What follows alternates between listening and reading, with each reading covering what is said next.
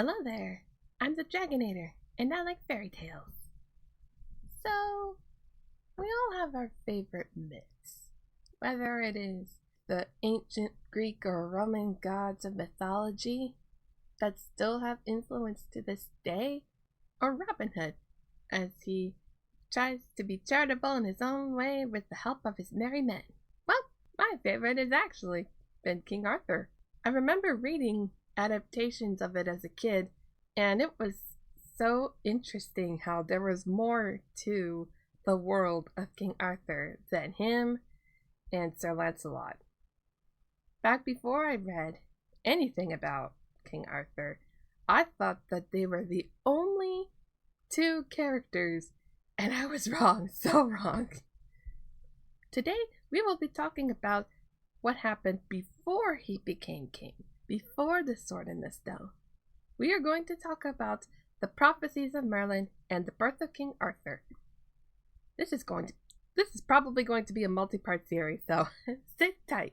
Once upon a time, there was a man who sat upon a throne whose name was Vortigern, but he was no king.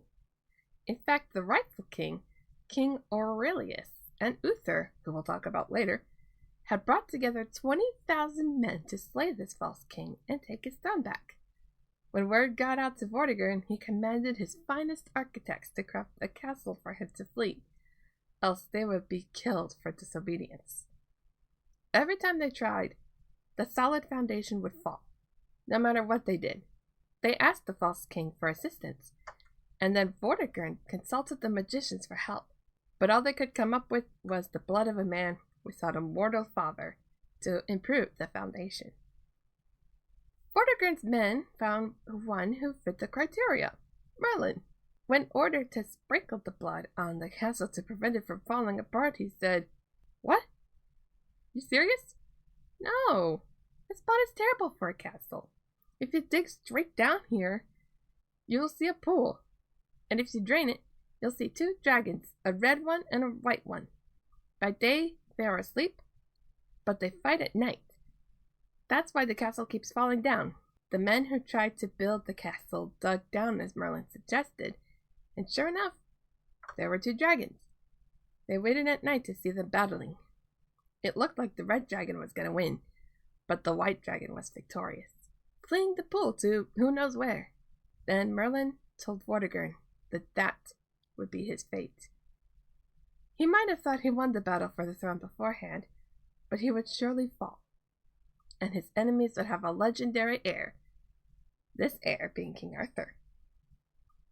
Finally, a new castle was built, and King Aurelius was ready to fight. He wasn't going to go to war against any Saxon until he got his throne back. When he successfully got his throne back, he went all over the nation, fixing up damage, and he noticed a bunch of dead soldiers with no place to rest in peace. Merlin told him of these great big stones in the giants' dance in Ireland that he could use to commemorate the knights and their efforts. After a battle against the local king there, the men were able to carry the massive stones to the king, and the location in Salisbury is called Stonehenge, which is still around to this day. King Aurelius himself was buried in Stonehenge shortly after from poison, while Uther was helping the king by fighting against Vortigern's son. A comet shot across the sky as soon as Aurelius passed. Merlin, in great sorrow, told Uther that if he was to come victorious, he would be the next king, as he was the brother of Aurelius and next in line. Sure enough, he would bring about victory and become king and live in London. There was a widow who Uther admired, as he knew of her from her late husband, the Duke of Cornwall, who was defeated in battle not too long ago. Uther wanted Merlin's help to marry the widow, and Merlin gave him the condition of giving him Uther's firstborn son, who needed protection, as he would be a legendary king.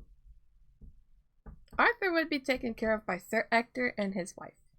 His father, Uther, became ill, and he would have one more battle with the Saxons. They were fighting for a long time at this point, and the Saxons were still able to make his condition worse by poisoning a spring he was drinking from. there was no antidote. He told Merlin that his son would be king, and those were his final words before passing. So, what about the Lady of the Lake, Excalibur, and the Sword in the Stone? Well, that would come much later.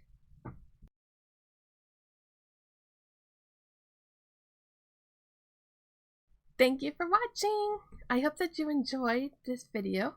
I'm hoping to continue next month where we get to talk about the Lady of the Lake, Excalibur, and the Sword in the Stone.